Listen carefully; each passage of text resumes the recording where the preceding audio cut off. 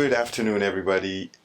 Thank you for joining us in our podcast, CCM Health's live podcast. This is Dr. Avinash Jayaswal. I'm Chief Medical Officer of CCM Health. On this show, we'll have the opportunity to dive into case studies of population health in cardiology with 5 case studies relating to gap analysis, gap closure, and care plans and care plan sharing with Dr. Furqan Tejani, who is our guest today. But first, let me welcome Dr. Baran Erdik again, our advisory board member and CMS go-to person for one of the states in the South. And he will help guide us today through updates, our regulatory updates, starting with the public option in Colorado, amongst others. Welcome to the show, Dr. Erdik. Thank you, Dr. Jayaswal. As always, it's a pleasure to be here with you. I mean, it's been a really busy 2 weeks, right, with the Supreme Court rulings and everything. It's just there's a lot of moving things as always. So I'm gonna touch on one of the Supreme Court rulings, and it's not the one you think. So we'll get there. But first, as you said, the Colorado. There are 2 Supreme Court rulings, by the way. But yeah, go ahead. Well, there's 3 that directly tie into healthcare, but one of them I'm going to touch base on. The other one I'm sure everyone has heard on the media. The third one is more about payments and Medicare Advantage, which is more administrative side of things. Okay, go ahead. Yes, please. So the first thing is that it's amazing. So Colorado is the first state to have a public option. For those that don't know, a public option basically government-run healthcare as an option to private healthcare. So they have received Biden administration approval to create this public insurance. And ultimately, there was a federal waiver granted by CMS to use federal funds to set up this government-run health plan.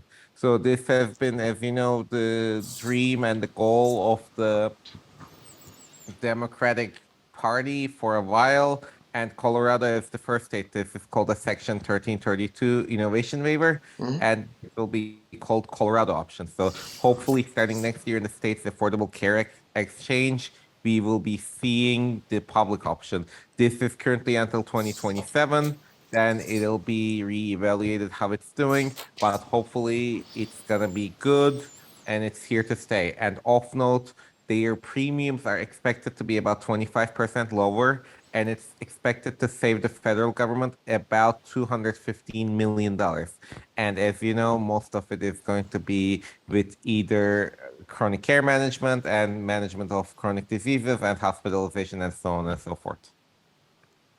So tell us a little bit more. So this is for consumers, or you're talking about? This is for consumers, correct. So let's say you're Dr. Jayaswal, you're in between jobs, you don't want to keep the insurance of your previous employer, so you're going to go on Colorado Marketplace. Oh, there's a public option here now. So instead of buying insurance from Kaiser Permanente, you will be able to buy insurance that's government-run and government-paid. Tell us about the prices. How much? The prices are expected to be about 25% cheaper than other options. And then they are expecting the average price per month to be about $150. So, and it's gonna save the government money as well. So this is for all Colorado residents are eligible. This is all for all Colorado residents, correct? They are more than welcome to go on the Affordable Care Marketplace and then buy this option starting next year. Very interesting. We can keep talking about this, but I'm sure you have other updates for us. I do. So as I said, the Scotus ruling. So this one is about dialysis. Have you heard about this one? Scotus ruling on dialysis. I haven't. Please. So Scotus is the Supreme Court of the U.S. for those of us that are not familiar with the abbreviation. I know POTUS, but yeah, Scotus. Not POTUS, correct. Scotus. Yes, go ahead. So basically, the justice said that the health plan could make dialysis providers out of network, as well as ultimately forcing these patients into Medicare. So they also refused to take the appeal by roundup. So 2 issues here is that, I mean, where's the limit now? Are the insurance companies gonna be able to reject providing dialysis or reject providing dialysis care to those that need it more than what they're providing? Because ultimately the hospital's defense was that it doesn't discriminate against patients with end-stage renal disease because it offers the same level of dialysis coverage for all patients. But all patients don't need dialysis. Only the patients with ESRD need dialysis. Yes. So what are they gonna say? Oh, we offer the same chemotherapy, just one cycle, but I don't need chemotherapy. If I had maybe breast cancer, I would need chemotherapy. So Yes. I think it's setting up the pathway for really interesting decisions down the line. One saving grace here is that, I mean, for those with end-stage renal disease, they qualify automatically for Medicare. So hopefully this patient's care won't be affected. But interestingly, the defendant on this court case was also DaVita. So Okay. DaVita argued that this patient needed more dialysis than what was being offered. So it's really interesting to me that a company that most people do not necessarily like or have bad impressions of is out there trying to defend the patient's right to get more dialysis. So, okay, just so it is crystal clear, it's very interesting. So, we are talking about DaVita defending patient rights and not defending profit motive. Correct. So basically, we are talking about DaVita versus an insurance company, and the insurance company saying, I don't have to provide this dialysis service because I only provide this many, and that applies to all patients. It doesn't matter if this patient has end-stage renal disease. And DaVita saying this patient has end-stage renal disease, they need more dialysis to live. Well, I mean, if you're not getting a kidney, I mean, you'll need dialysis, right? I mean, oh, Correct. so hospital, That's yeah, why okay. it is such an interesting and issueful finding, in my opinion, that I wanted to mention today. So the hospitals being competitors, I mean, DaVita is outpatient, right? So they are DaVita is mainly all, outpatient. and how big are they?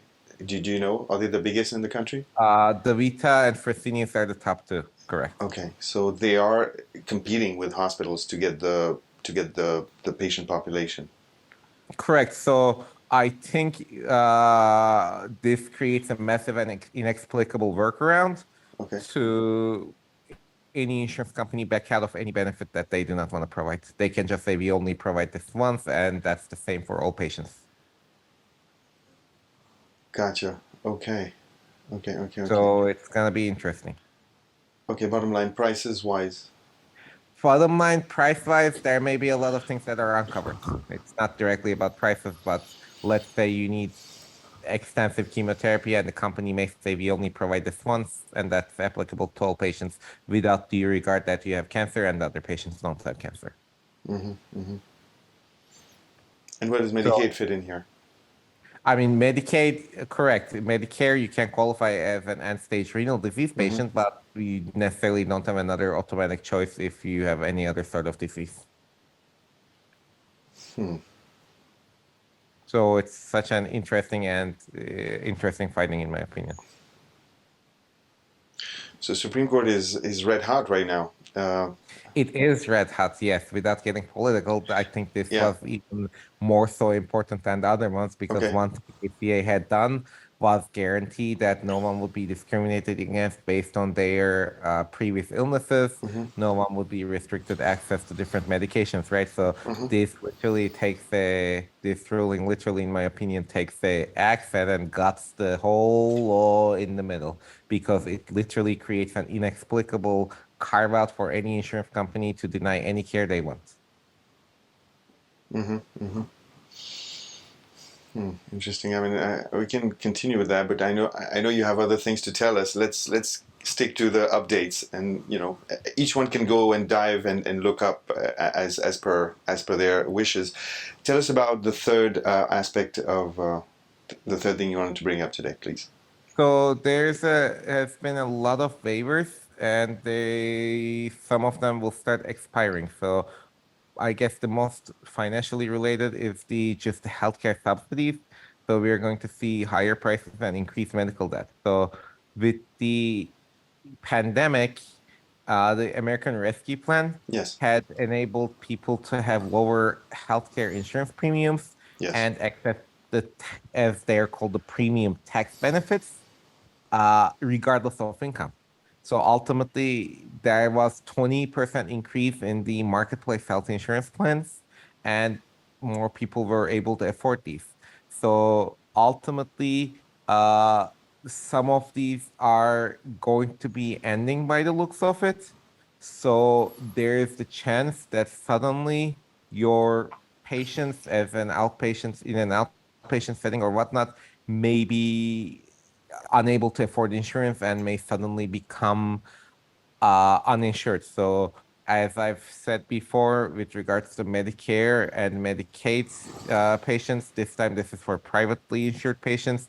Now is the time that if you suspect that a patient has lost their job, may not be able to afford the insurance with the losing of the pandemic subsidies and the tax credits, is to reach out to them because they are at risk of losing that insurance, not being able to afford that insurance when the soft deadline, that is the Memorial Day, just like comes up to fruition. What's the most relevant for physicians? Let's talk about. That's suddenly alongside some of your Medicare and Medicaid patients, some of your privately insured patients may be going uninsured. It's expected that up to 10 to 20% of patients will lose insurance in the upcoming months by the end of the year. You mentioned that in the last podcast, so they have to look at Correct. state, So right? that last podcast that was specifically for Medicaid and Medicare. Yeah. Now we are losing the healthcare marketplace subsidies and tax premiums as well. So this is particularly for people that have purchased their insurance through the marketplace, like freelancers or other people that do contract work or that don't necessarily get healthcare insurance from their jobs. What about for practicing physicians? What They waivers are need being they, affected? they need to be aware that these people may lose insurance coverage, I guess. For a practicing physician perspective, the cross-state telemedicine waivers are about to expire. That means uh, after 2 years, that you could possibly provide care across state borders with telemedicine, especially to those small incidence rural patients. Uh, these are about to expire, and when they do, you may not be able to provide care or at least bill for that care because the issue has always been that the federal government has no direct licensing authority. So, basically you could see VA patients or other some specific federal patients, but without reciprocity of licensing, we are about to go back to where if you're doing telemedicine, it may have to be within the state. Okay, so cross-border, not in-state. Not in state, Okay, correct? okay. Cross-border. Cross-border telemedicine waivers are going up, Correct. are getting shut down. Okay. Correct. The in-state one was always particularly to the restrictions of the telemedicine, right? Like the patient doesn't have internet access. Can we do it over telephone and bill Yeah. for that? Those, in my opinion, are going to be here to stay. But the cross-border one, they will ultimately need to be educated by the state level, not the federal level, and no one had sued for it. But I think ultimately we will need something like the nurse licensure compact for physician status. In the interest of time, how do you regulate that? Because numbers can be from anywhere, everywhere. I mean, if you got your phone in California and you move to New York, you keep that number, right? Same thing. So how You do you do. regulate How cross-border? do you regulate? I mean, it'll be based on the patient declaration, right? So if a patient says, "Oh, my address is PO Box 52 in New York," I Okay. mean, what are you gonna do? Check the ID of the patient to make sure that they're actually a New York resident? Probably not. So I'm sure some people are going to be trying to game the system, but if the address Okay. doesn't match or the patient Okay. states, Gotcha. "Oh, Okay. doc, are you in New York? I'm actually in Florida," Okay. then you may start running into issues there. Sure. Sure. Sure. Sure. Gotcha. Gotcha. We are up for time, Dr. Erdik. As always, very insightful. I think, there's enough food for thought, and, as per wishes, people can go and look up. Thank you for those insights, Dr. Erdik. We Thank you, now, Dr. Avinash. sure, absolutely.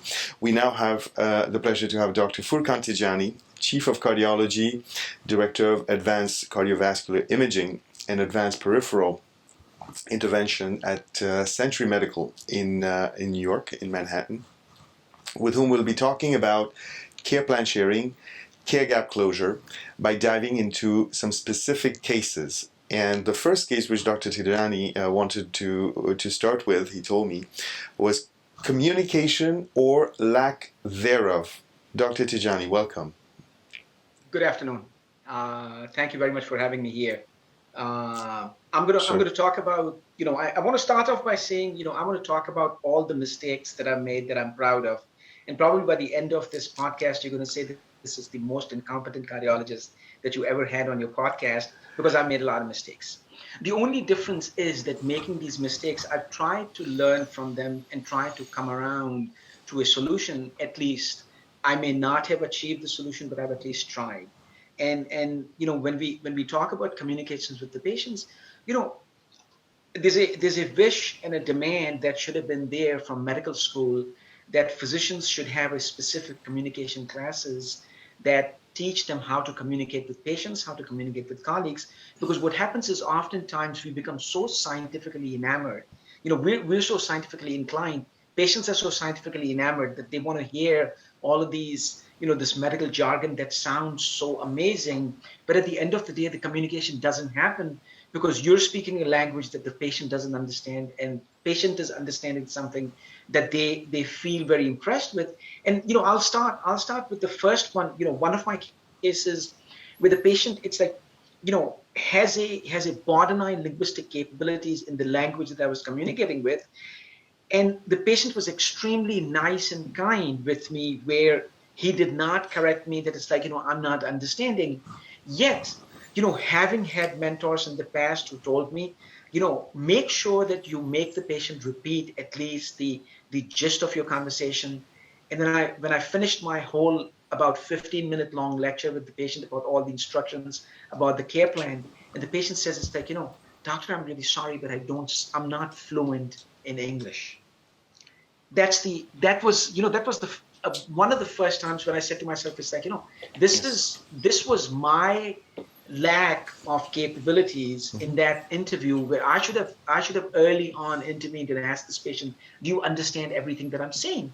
And going forward, one of the things that I've done is even small snippets of information I keep repeating, and sometimes patients say, like, once you're familiar with, you don't have to do that. But once the early on during the patient physician contact, you should ask the patient after even small snippets, did you understand what I said? Do you have any questions? And when you start with that, a lot of this communication gap that happens between patients and physicians doesn't happen anymore. The other thing is also, we have, as a specialist, one of my responsibilities is to communicate with my referring physician, and to leave the onus upon either my staff or the electronic medical records that we own, or the system that I have, that all the information is getting to the referring physician is unfair to them. Because one of the things that happens is, after the patient has had a specialty consultation, most of the times they follow with a referring physician. Early on, and that's been my policy. Most, if not all, of my physicians that I'm referring to, a quick phone call or a text message, especially now with how easy things are, to just let them know what's the most pressing issue that I sent you. Send a message out to this physician. So this is in front of this physician when they see the patient the next time, and it makes life much easier for these referring physicians, and they appreciate it, because now they don't have to find you. And on the day, and especially with somebody who's a proceduralist, I'm not available at certain hours of the day. Now the physician has the patient sitting in front of him, and we will talk about these other things where he says, yeah, he saw me, he talked to me about it. I didn't understand, or he must have sent you a report. And to referring physicians, I've always felt it's unfair, and we don't, as a specialist, I'm going to say, we don't do enough for our referring physician to get all the information in timely manner, and it is a gap that needs to be filled up, as efficiently as possible. Absolutely. So population health is about those islands of information that need to be bridged with a boat or a helicopter, and that's where care plan and having somebody who's like an angel looking over the patient, like a nurse, will actually grab those referrals, bring it back to the PCP, and have information that's lying around at home that needs to be returned to the referring physician, but then the next visit for that patient is not in maybe a few weeks. That information is fed back to the physician. This way the physician can actually do something about it if there's a follow-up to do. So absolutely. So you hit it spot on. Communication or lack thereof is a big problem, because time is an issue. I mean, you have X number of procedures to carry out a day, and if there is one or two patients that need to refer back to the referring physician, it's hard to keep track of all these details, and that's where population health becomes very much something that covers those areas of those gray areas and make it possible. So absolutely. And to comment on your humility, the person who says he's never done a mistake is a liar. Right. So I guess I tell too much truth. That's all the credit to you, Dr. Tejani. So tell us about your second experience. You have a couple for us. So tell us the second case. So one in my practice, or in any cardiovascular practice, or even in internal medicine practice, the blood thinners. There are medicines that have, like I say, there's a level of emergency that is associated with certain medicines, and those are the medicines. Not that you take some medicines that are not seriously, but you try to take these medicines as seriously as possible. And one of the things early on in my career, I implemented a policy for the patients where, if you're coming to see me, unless it is physically impossible for you to carry your pills in their bottles, I really want to see them. And you would be surprised how many times you see these patients that have gotten, it's like, Acupril and Fosinopril, or, Lisinopril and Monopril. These are two similar sounding medicines, where one person was writing one pill, the other one was writing the other pill. There was no equitable communication between the two parties, and the patient has this. And a lot of times when these things happen, when you have the pill bottles in front of you, the other thing that I try to do is, I always say to my patients, you and I may have 4 visits or 5 visits a year together or more. Mm-hmm. Let's try to bring one issue at a time, because I'd rather spend a full amount of time for one issue with you than partial for 4 issues. And this way I can empower. And the other thing that I've always strived for is empower the patients, because I tell them, I'm about 5 minutes in a 365-day care package that you're getting. That 5 minutes is not going to make any impact if you don't understand what happened in those 5 minutes. So if I see you 5 times 5, that's 25 minutes.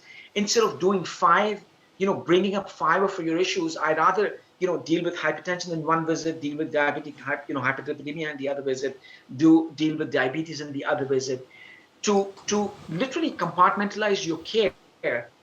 Patients actually understand it much better. They don't feel like that there was a time that was, not enough time was spent. And the other thing is also, they're more educated about the care plan.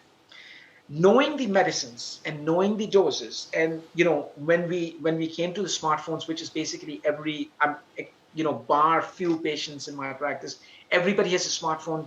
I've either asked them or I've done it for them, where there's a picture of their pill bottle on their phone. Save it in the pictures, make it into a favorite, so it's much easier to actually get to if it's an iPhone. And now the patient comes in, how many medicines are you on? Here are 7 pictures of these medicine bottles that I'm taking. I'm taking this in the morning, taking this in the evening. You never miss these medicines. Hence, and in along the vein of blood thinners, once upon a time it was Coumadin that was one medicine. Now we have multiple medicines. Some of them are to be taken in the evening. Some of them are taken twice a day. Some of them are taken once a day. So having, especially for the anticoagulants, which does represent a fair portion of my practice, and antiplatelets, you need to have the picture of these medicines available to you, and the patient's understanding of which medicine they're taking, and also educate them what is the benefit of this pill. Absolutely. This is so medication reconciliation. That's Yes. the bedrock of what population health is about, because all our patients take medication, right? Because in order to qualify in population health, the cost savings program or Medicare, you need to have two chronic conditions. So all our patients have some medication or the other. So yes, so you hit it spot on.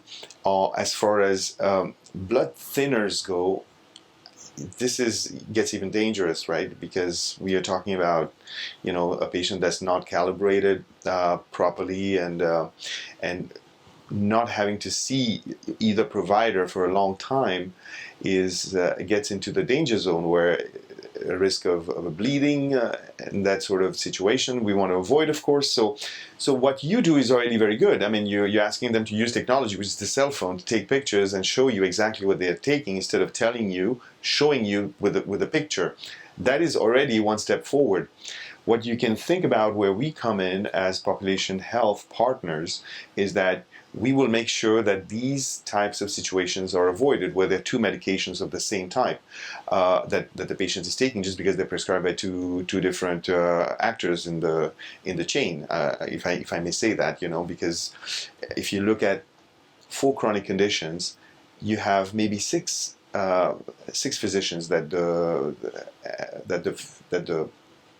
patient has to see, and not counting the staff, the PAs and the nurses in all those places. So there's a lot of people that come into play, and these are geriatric patients. So these kind of mistakes are so likely to happen. So yes, to keep an eye on medication, if I may say, for cardiology, where just hypertension, we have dozens and dozens of medication, and calibrating the medication and making sure that there isn't patient taking twice of the same type or that sort of thing.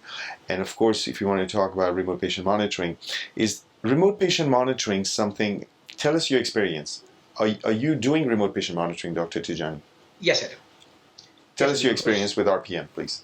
See, the thing is that a lot of these chronic illnesses have these small signals that start, and if you pick these small signals early on, you're actually able to act on them. It's the classic example is of the heart failure patient.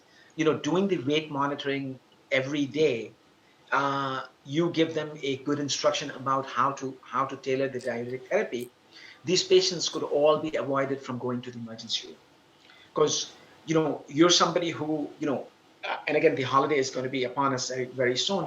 To be an American, we have to have hamburgers and French fries and hot dogs, and the salt content of these things are through the roof. And my issue with patients has always been, just because you have heart disease or just because you have a chronic illness, you can't stop living. So, but by the same token, instead of being chiding you for making a mistake, I'd rather be a partner in care with you, who basically helps you navigate. So say, for example, you go to a 4th of July party, you had a little bit too much salt intake. Let's talk about how you're going to work through it. And for, as I just said, for the heart failure patients, you have a pound and a half that goes up in weight. If you have a strategy and if you have a management plan that you made and discussed with the patient, these patients on 5th of July or 6th of July at night, in the middle of the night, are not going to be in rip-roaring pulmonary edema because they had too much salt intake. These are the patients that are actually going to do well. They will increase their diuretic intake. They will limit their fluid. They will get through it. Their pressure is going to be high for a day or two, but they will get through that without any major problems. And that's where I see chronic care management for these patients with heart disease and hypertension, with heart failure. It's a major improvement. Absolutely. So of course, blood pressure is the bread and butter of what you do, right? Tell us a little bit about how diabetes comes into play in your experience. Well, diabetes is like with the hypertension, like I have the trifecta of the diseases. The only problem is that when you have hypertension and you have hypercholesteremia, it's 1+1. That's still 2. You add diabetes to it, it's now 1+1+1, and it could be 5, it could be 7, and it could be 9, because what happens is that all the vascular disease that usually would be going at a snail's pace, or a disease that's going to be of the decades, now becomes the disease of years or 5 years. And by the time you actually have 5 or 6 years, you actually have manifest vascular disease or manifest coronary disease. And that's one of the reasons why my thing has been, you know, pay clear attention to the pre-diabetics. And also, for me, it's always been, there has to be a referral to an endocrinologist or the internist who is managing diabetes. So this way you're not, the A1C is not being, A1C is supposed to be done, 4 times a year, every 3 months, but not just a test that's being done, but this is a test that's being done and followed. But also after these tests, there's actionable items that are being done for these patients. So whether they're pre-diabetic or they're diabetics, they don't end up with all the vascular disease. That is, that's a major problem that we're facing in the US these days. Mm-hmm, mm-hmm. So heart disease, number 1 killer in the world, number 1 killer in the US. We are looking at obesity, diabetes, smoking, adding a significant burden to what is already a very difficult task. However, that being said, cardiologists have been phenomenal in secondary prevention, so with medication and good care. The secondary prevention has been able to reduce that burden. Now, primary prevention is the name of the game, because heart disease, if you're able to go to the root cause and prevent it in the first place, that is where we will be able to have a significantly more impact. So prevention in the context of population health, we're talking about putting the effort upstream and trying to manage the problem before. So you mentioned about the trifecta, right? Tell us a little bit about how do you see population health and primary prevention, that is looking at the problem upstream, way upstream. How will that be possible? Looking at, of course, the challenges of the reality, right? The reality is that 4th of July is coming up, so people are going to be eating hamburgers like they've never seen one in their life, and so that's the reality, right? And then there's another holiday, and then there's another birthday, and then there's vacation, and there's this, that. So that's the reality. And how do you see primary prevention? That is prevention before the problem comes. How do you see that impacting the disease? See, the thing is that every strategy, it doesn't matter whether it's hypertension, whether it's diabetes, whether it's hypercholesteremia, every document that has ever been written in medicine, lifestyle modification is always the first tenet or the first stop. Mm-hmm. The only thing is that nobody gets off at that first stop, because everybody says it's like, the bus is going further down anyway, and I know that I'm going to be closer to the destination, so why not stay up until secondary prevention? But and I've sort of devised certain plans which have worked for me personally. And when you, for some reason, as humans, we do more out of guilt than we do out of reward. So it's like, when you tell somebody, it's like, I'll do this, and you'll be rewarded. They may or may not do it, but guilt is a very major, it's a very strong motivator. And sure. Finding the appropriate patients that are at risk, but also being honest about, their genetic profiles, knowing their ethnic background, and then having a very unvarnished discussion about what is the likelihood of their coronary disease, or what is the likelihood of their vascular disease, or what is the likelihood. And one of the words that I always use, remember one thing, when you're dead, you're dead. There's nothing that can be done. But when you're diseased and disabled, there's a major price to pay. Let me be your partner in delaying your disability and disease as much as I can. I may or may not be able to do anything for your death, which basically is not true, because if you have the correct strategies, those people who don't have vascular disease, those who don't have inflammation, do tend to have longer lifespans. But be that as it may, my thing with my patients has always been, let me be a partner in your care rather than a paternalistic care where I tell you what to do and you go ahead and what you do. I want you to be aware of what you're capable of. I want you to feel a little guilty about what bad things you're doing. And then with that, when you're the one who's deciding basically to take care of your own self, and knowing that if you don't do this right, all the bad things that happened in your family may happen to you. You are motivated to do this. And I'll give you, a simple example. It has been over 5 to 7 years that I've sent an uncontrolled hypertension from my practice to a hospital. And the reason is that all of my patients, and I say this with a lot of pride, that my patients are very compliant with their medicines. They're not compliant with my medicines because I'm a good physician. They're compliant with their medicines because the message is clear to them. They know what's at stake, and they also understand what are the benefits of these pills. And in one of the things that I wrote, the blue pill and the pink pill, it's not about the blue pill and the pink pill that they're taking, or the purple pill or the white pill, or the big pill or the small pill.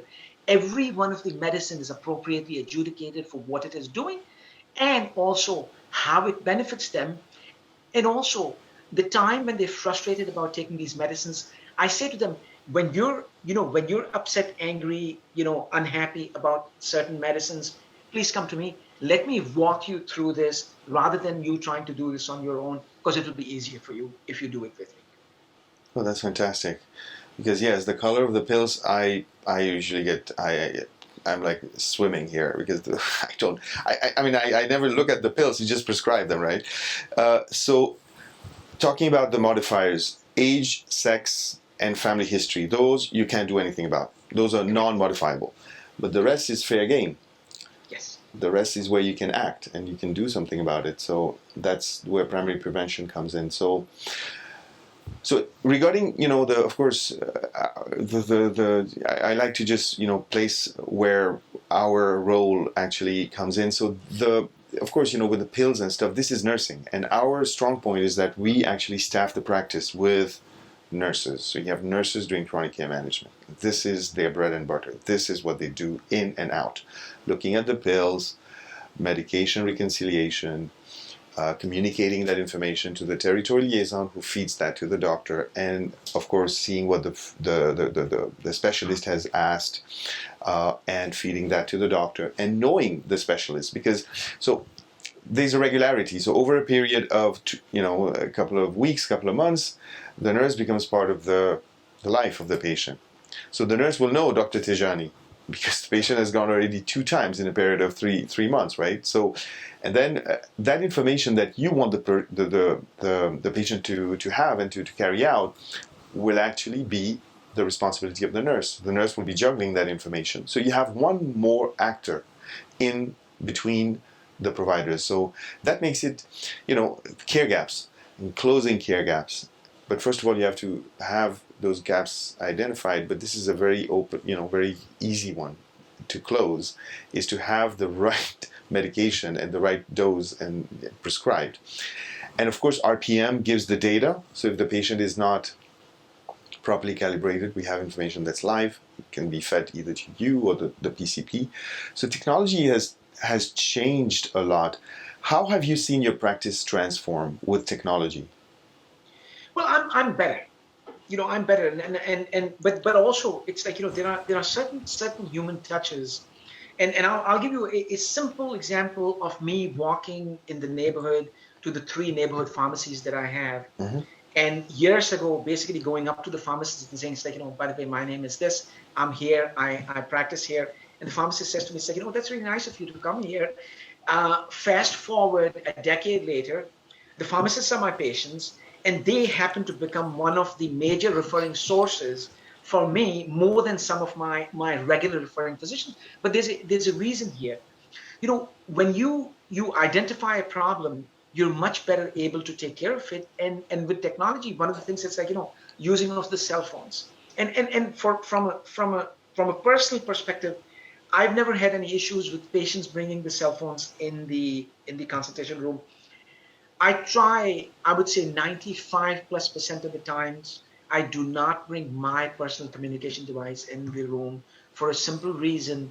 And the patients have said that to me, that we realize you never have your cell phone on you. And I said, because the time that I have with you, you have my full attention. And believe it or not, small snippets like that, they have a major influence on the patients, because patients realize that the physician or the care provider really cares. But going into the technology, I mean, the ability now to identify the blue pill and the pink pill from images of all the pills, and there's always a pill identifier at least on one or two sides of a medicine. I'm not hamstrung by making phone calls and trying to find out exactly what is this pill, because the patient brought me the weekly pill box, which basically has 3 to 4 medicines per box, two of them that I know, but the other 2 or 3 that I don't. So I am happy about the fact in the times that we're living in, because it's done nothing but improve and enhance my care. You have a very nice shirt on. Tell us about surgery. So my years ago, I sort of, in addition to cardiac disease, vascular disease was something that I always felt was underreported, underrecognized, under identified, and undertreated. Because remember, when you go to a hospital, you're complaining of chest pain, there'll be about 6 or 7 individuals of different backgrounds that will run up to you. There's a nurse, there's an MA, they're doing the EKG. They just want to make sure that you're not having a ST elevation MI, because they want to keep their metrics at par. But you walk into a hospital saying it's like, my legs hurt, my legs ache. And I decided to take that path, where my thing was, it's like, there's no reason for a person to have impaired mobility as you get older. You should be able to walk. I mean, barring arthritis, if you were a brisk walker as a young man, you should be a brisk walker as an old man, or a woman. There's no reason why your mobility should change. And going through this pathway, looking at the venous diseases, especially in addition to the peripheral arterial disease, I saw that all of these patients were basically just being written off. It's like, oh, don't worry about it. This is just aging process. You're getting old. No, but I used to walk 6 to 10 blocks once upon a time. Now I can only walk about 3 to 5 blocks. Or I used to walk, 15 blocks. Now I get severe cramps in the legs in walking block and a half. And having the ability, and to be honest, to be living in a time where we've made significant amounts of developments, and I've been part of some of the devices that have come to fore in peripheral vascular disease. We have completely changed the face of vascular disease as it is now. The venous disease or the arterial disease, you actually take care of it and you restore mobility back to the patient. Or having patients who had restless leg syndrome for about 15 or 20 years, and this was all varicose veins. You fix those varicose veins, and the patient comes back and says, this is weird. I don't have restless leg syndrome anymore. I mean, I've had patients who started wearing pants because they felt that their legs became unsightly, pick up their skirts that they had put away in their closets for over 20 years, although they're not fashionably accurate anymore. But by the same token, she comes so happy and she says, it's like, look at me. I finally have ankles after all these years. So it's all about, for me, as I said, every visit with the patient is about, I don't care which mood you come in. My goal is, when you're walking out of my office, you have to have a smile on your face. And doing that, and I tell patients, it's like, I try to heal you, I try to help you. I'm a partner in care for you. So having the vascular disease has been a major driver in the satisfaction that my patients have with my practice. Absolutely. A happy patient is very likely to be a healthy patient. That's for sure. We are running pretty much out of time. So absolutely, my background in cardiac surgery, I was learning how to put LVADs. But then we put so many LVADs. But the idea is to catch those patients upstream before they need LVADs, right? So that's where population health can actually maintain those patients that maybe would really go down that path, and we're able to keep that equilibrium, which is very fine and kind of in a constant flux. But still, we buy some time, we buy sometimes a lot of time, and maybe that option of going downhill and needing a very extreme type of intervention is avoided. So primary prevention going forward is going to be extremely important if you want to get a hang on this epidemic of heart disease. And the second one, they usually alternate. They say cancer is going to take over going forward, but it's going to be a tough one with heart. So we'll have the chance to come back and talk more, Dr. Tejani. This has been a pleasure to have you, and I want you to know that this conversation about care gaps and care gap identification is an ongoing one. So we'll have the chance to go back to this in the future, and we'd love to have you again on the show. Thank you very much. And for viewers, please join us in 15 days at the same time for another podcast, and please watch the replay after it's posted. Until then, I'm Dr. Avinash Jayaswal, Chief Medical Officer of CCM Health, and that's it for today. Have a good rest of your day and stay safe. Thank you. Yeah, bye-bye.